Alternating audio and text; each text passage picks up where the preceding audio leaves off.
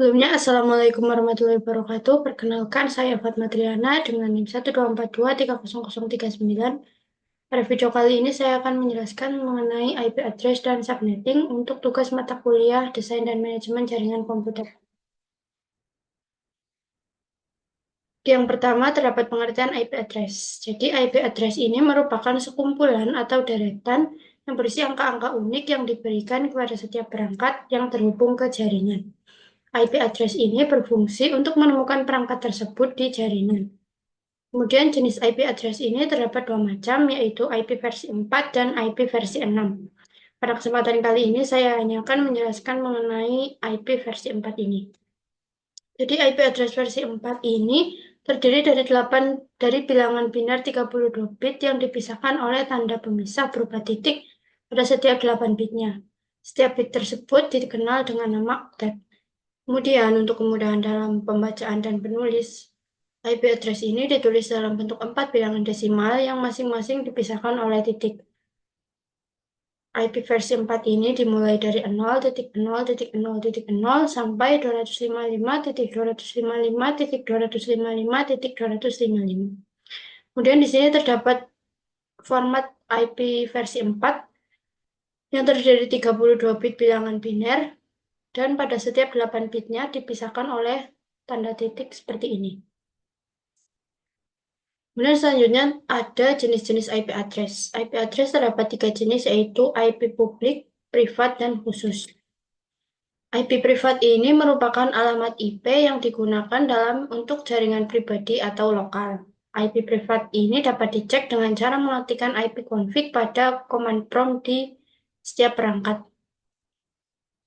IP privat ini memiliki rentang alamat mulai dari 10.0.0.0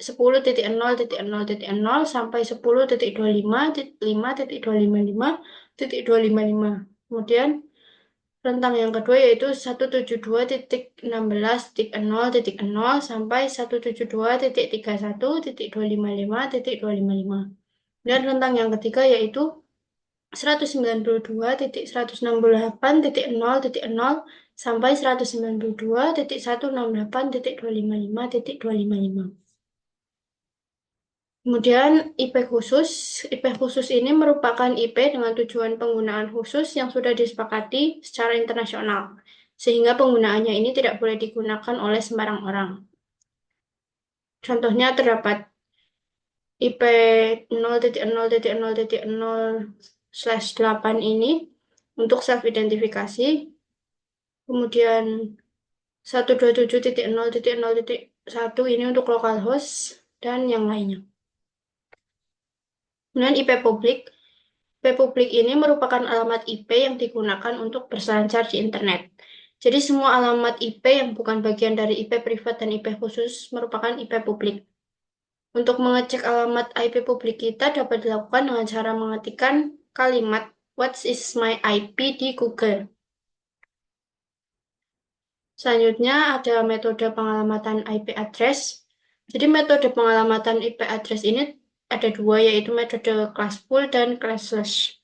Untuk metode classful ini, pengalamatan IP itu berdasarkan kelas. Jadi ada kelas A, B, C, dan E. Kemudian setiap kelas ini memiliki format alamat dan jumlah host yang berbeda. Metode classful memiliki kekurangan, yaitu kurang efisien dalam penggunaan alamat IP karena akan banyak alamat yang terbuang sia-sia. Jadi metode classful ini untuk kelas A, IP address awalnya dimulai dari 0.0.0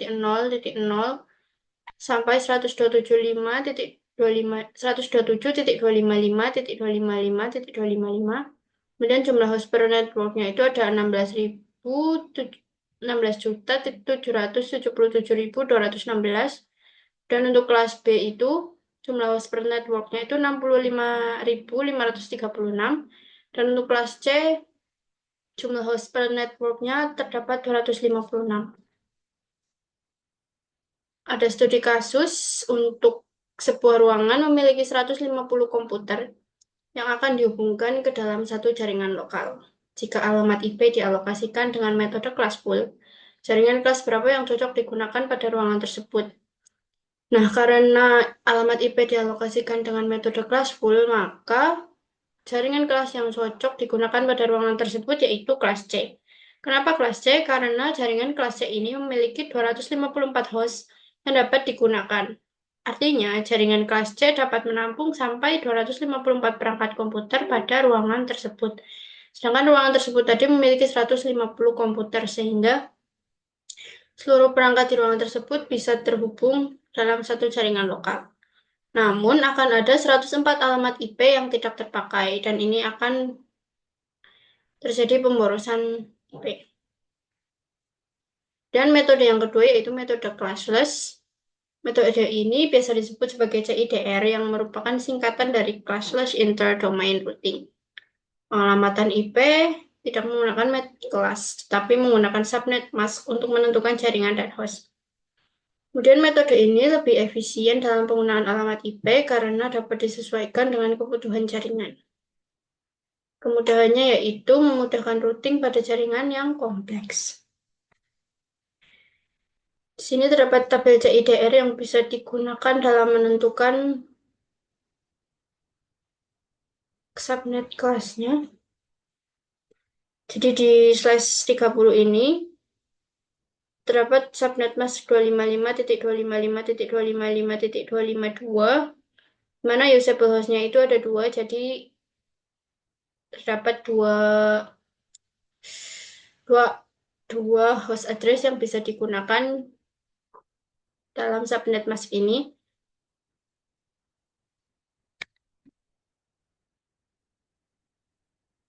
Nah, terdapat studi kasus juga. Di sebuah ruangan memiliki 54 komputer yang akan dihubungkan ke dalam satu jaringan lokal. Jika alamat IP dialokasikan dengan metode classless, jaringan mana yang cocok digunakan pada ruangan tersebut. Nah, untuk menentukannya kita bisa melihat kembali ke tabel CIDR. Tadi yang dibutuhkan adalah 54 komputer di satu ruangan. Jadi kita akan menggunakan /26 ini karena usable hostnya atau host yang bisa dipakai ada 62, sehingga dapat memenuhi perangkat yang ada pada ruangan tersebut. Jadi pakainya itu pakai yang size 26 karena jaringan ini memiliki 62 host yang dapat digunakan. Sehingga jaringan tersebut dapat menampung sampai 62 perangkat pada ruangan tersebut. Untuk metode ini terdapat 8 alamat IP yang tidak terpakai. Jadi hanya 8 alamat IP yang tidak terpakai. Ini lebih efisien daripada metode classful tadi. Dan yang materi selanjutnya subnetting. Subnetting adalah proses memecah suatu IP jaringan ke subjaringan yang lebih kecil yang disebut subnet.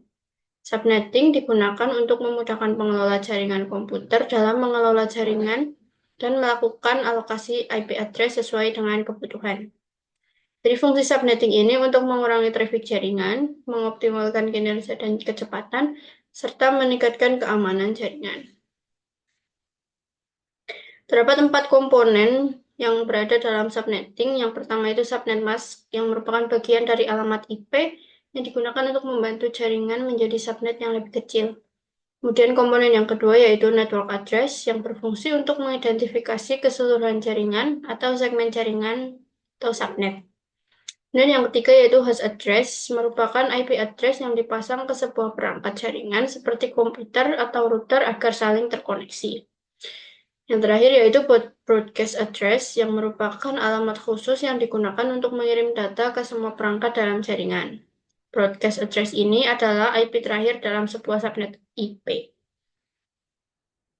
Terdapat studi kasus, mana diketahui suatu gedung memiliki 50 komputer, 5 laptop, dan 1 wireless printer. Nah, di sini kita disuruh untuk menentukan subnet mask yang dapat dipakai agar perangkat-perangkat tersebut dapat terhubung ke jaringan yang sama. Jadi langkah pertama yang harus dilakukan yaitu menghitung jumlah perangkat yang akan digunakan. Jadi di sini ada 50 komputer. 5 laptop, dan 1 wireless printer. Jadi jumlah perangkatnya itu ada 50 tambah 5 tambah 1, jadi sama dengan 56.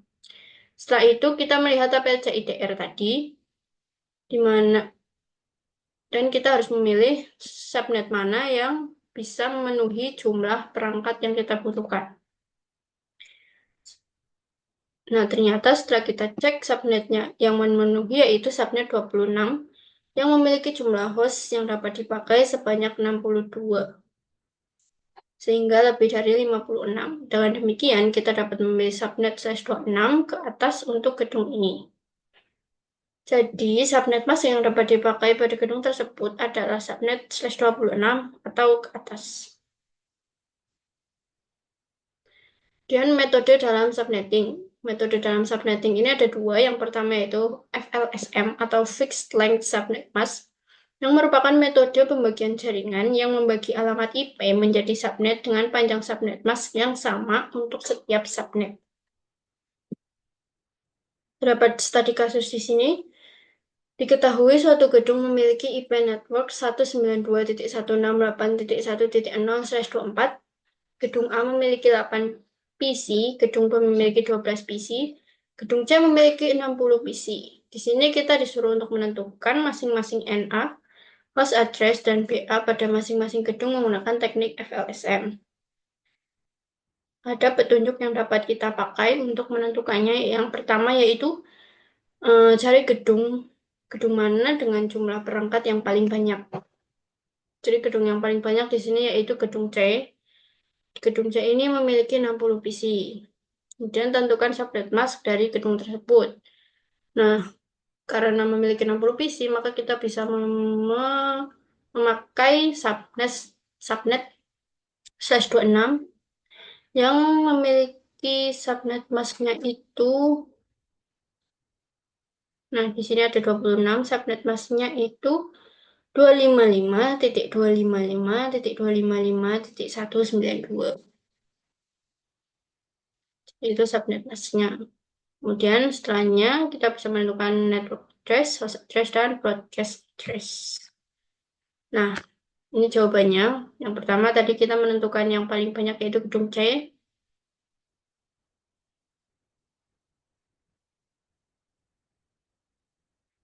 Karena di sini kita menggunakan metode FLSM, maka subnet mask yang digunakan itu sama semua. Mengikuti subnet mask yang dipakai pada gedung dengan jumlah perangkat terbanyak. Jadi untuk gedung A, walaupun jumlah perangkat yang dibutuhkan hanya 8, tapi di sini kita tetap memakai subnet /26 karena kita menggunakan metode FLSM. Jadi mengikuti subnet gedung yang terbanyak. Jadi gini jawabannya. Di gedung A jumlah perangkat yang ada itu 8. Jumlah IP yang dapat digunakan 62, subnet masknya 255.255.255.192. Dan NA ini network address. Network address-nya itu 192.168.1.0. Kemudian host address. Host address ini adalah IP address yang bisa digunakan untuk perangkat. Jadi mulai dari 192.168.1.1 sampai 192.168.1.62. Kemudian broadcast address ini merupakan IP terakhir, yaitu 192.168.1.63. Selanjutnya sampai ke gedung C. Dan metode yang kedua itu ada VLSM atau Variable Length Subnet Masking. Adalah metode subnetting yang memungkinkan penggunaan subnet mask dengan panjang yang bervariasi dalam jaringan, sehingga memungkinkan pengalokasian alamat IP yang lebih efisien sesuai dengan kebutuhan masing-masing subnet. Jadi kalau pakai VLSM ini, subnet yang kita pakai itu menyesuaikan jumlah perangkat yang akan digunakan dan tidak mengikuti subnet pada gedung yang memiliki jumlah perangkat terbesar.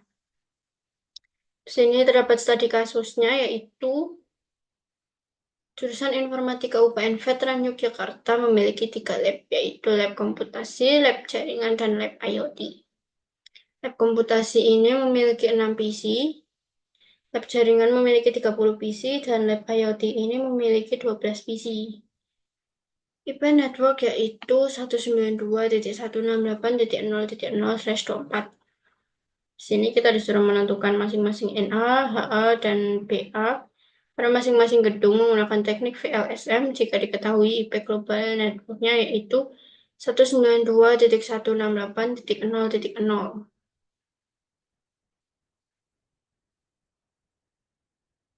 Nah, untuk menyelesaikan kasus ini, di sini kita pertama menentukan masing-masing NA, HA, dan BA di setiap gedung menggunakan teknik VLSM. Nah, jadi di sini sudah ada. Cara menentukannya yaitu pertama kita mencari gedung mana yang membutuhkan perangkat paling banyak. Jadi di sini komputasi itu ada 6, jaringan 30, IoT 12. Nah, yang paling banyak itu kan jaringan. Jadi kita menentukan subnet mana yang bisa digunakan untuk lab jaringan ini. Untuk mengetahuinya, kita bisa mengecek tabel CIDR. Jadi di situ kita akan dapat menemukan subnet mana yang paling sesuai. Jadi di sini kita sudah ada yaitu subnet subnet mas 255.255.255.224 di mana jumlah IP yang dapat dipakai untuk subnet ini itu ada 30 IP. Dan NA-nya 192.168.0.0 host address atau IP yang bisa digunakan ini dimulai dari 192.168.0.1 sampai dengan 192.168.0.30 dan BA-nya yaitu 192.168.0.31. Dan kemudian yang selanjutnya itu ada lab IoT dengan jumlah perangkatnya yaitu 12. Subnet mask yang digunakan yaitu 255.255.255.240, di mana terdapat 14 IP yang dapat digunakan di subnet ini. NA-nya yaitu 192.168.0.32, kemudian host address yang bisa digunakan yaitu 192.168.0.33 sampai dengan 192.168.0.46. Kemudian BA-nya atau broadcast address-nya yaitu 192.168.0.47. Dan yang terakhir yaitu lab komputasi dengan jumlah perangkat yang ada yaitu 6 perangkat. Di sini kita menggunakan subnet mask 255.255.255.248, di mana jumlah IP yang dapat dipakai itu ada 6 IP dengan NA dimulai dari 192.168.0.48. Dan host address yang dapat digunakan itu ada 192.168.0.49 sampai 192.168.0.54. Dan PA-nya yaitu 192.168.0.55. Nah, untuk studi kasus ini saya akan menerapkannya di Cisco Packet Tracker seperti ini. Jadi pertama kita akan memasukkan jumlah perangkatnya, memasukkan PC,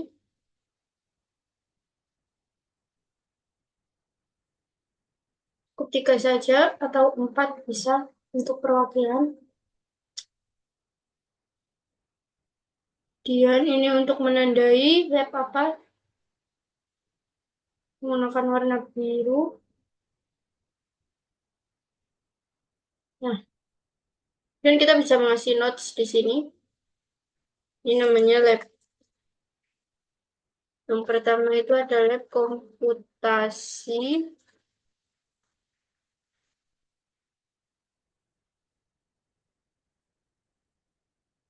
Kemudian yang kedua itu di sini.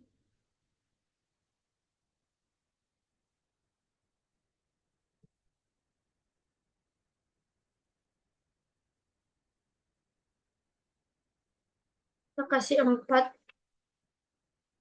Ini hanya untuk contoh. Kemudian warnanya bisa, ini bebas, bisa kita pilih untuk membedakan lab satu dengan lab yang lain. Dan yang terakhir ada lab IoT. Ini sangat.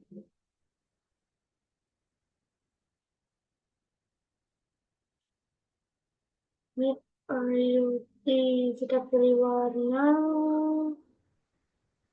hijau.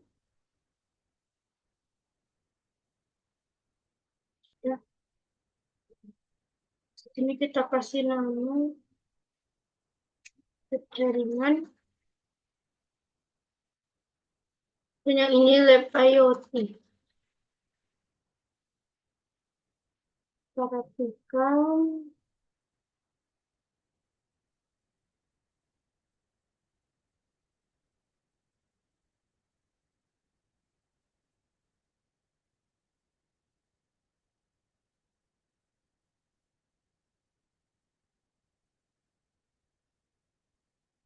Ya.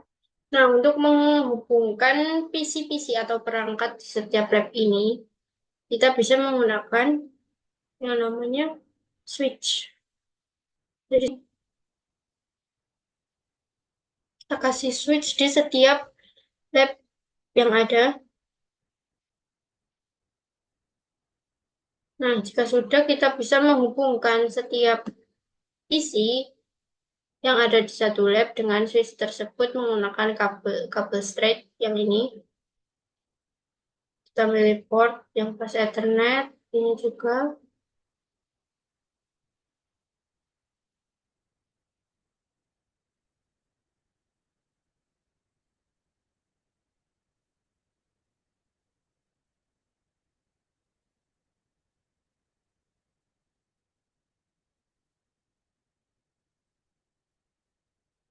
Dan lab jaringan juga sama.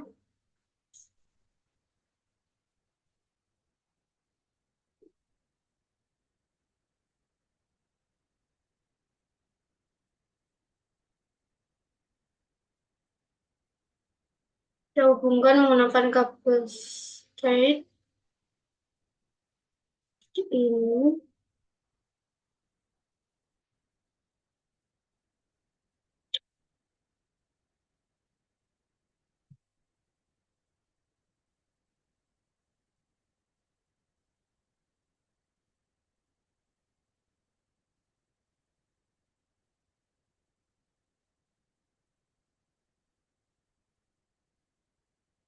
Dan yang terakhir lab IoT juga sama.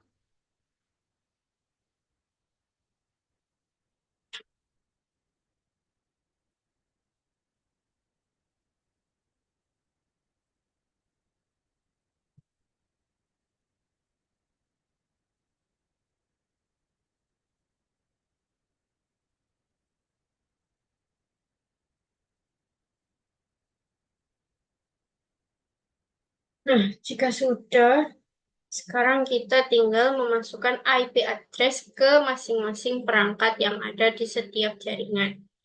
Mulai dari PC pertama, kita masukkan. Cara memasukkan IP-nya itu, kita klik perangkat seperti ini. Kemudian ke bagian config, kemudian ke desktop. Nah, di desktop kita pilih IP configuration. Jadi di sini ada IP versi 4 address, subnet mask, default gateway, DNS server. Yang perlu kita masukkan di sini hanya IP address dan subnet masknya. Jadi IP addressnya kita mengambil dari tabel perhitungan kita tadi. Di sini untuk lab komputasi, host addressnya. Jadi yang kita pakai itu host addressnya. Jadi kita bisa pakai 192.168.0.49 sampai 54. Nah, lab komputasi di sini saat kita pakai yang 49 tadi. 49 subnet masknya mengikuti hasil perhitungan kita. Subnet masknya 248. 248. Jika sudah, langsung tutup saja. Kita lakukan ke setiap perangkat yang ada di setiap lab.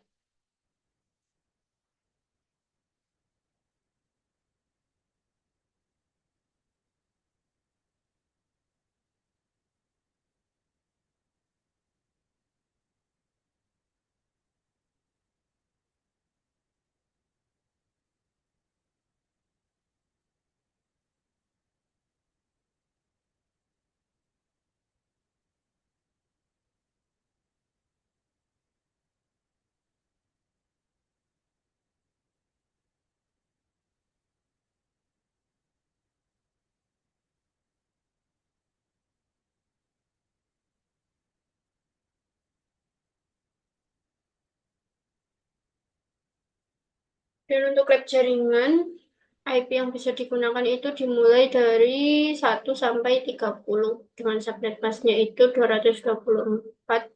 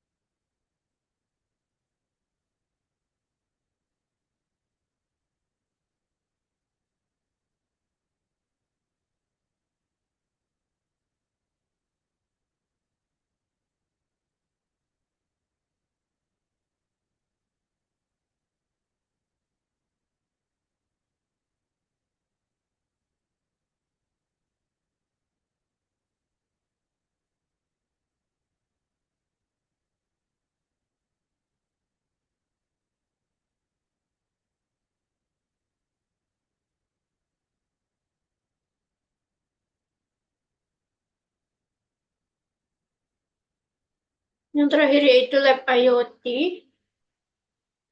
IP yang bisa digunakan itu mulai dari 33 sampai 46 dan subnet mask yang digunakan yaitu 240.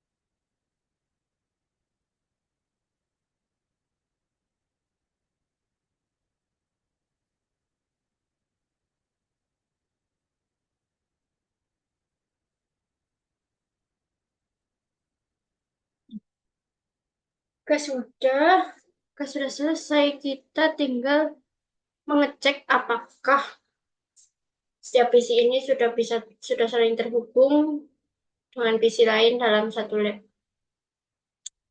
Cara mengeceknya kita bisa menggunakan tanda amplop di sini. PC 0 ke PC 2. Kita lihat di sini statusnya sudah successful. Artinya sudah bisa terhubung satu sama lain. Dan di lab jaringan kita cek PC 5 dan PC 7 juga sudah sukses. Kemudian di lab IoT PC 9 dan PC 11 sudah sukses semua. Itu artinya setiap perangkat dalam satu lab sudah terhubung dengan perangkat lain yang berada di dalam satu lab. Sekian yang dapat saya sampaikan. Kurang lebihnya mohon maaf. Assalamualaikum warahmatullahi wabarakatuh.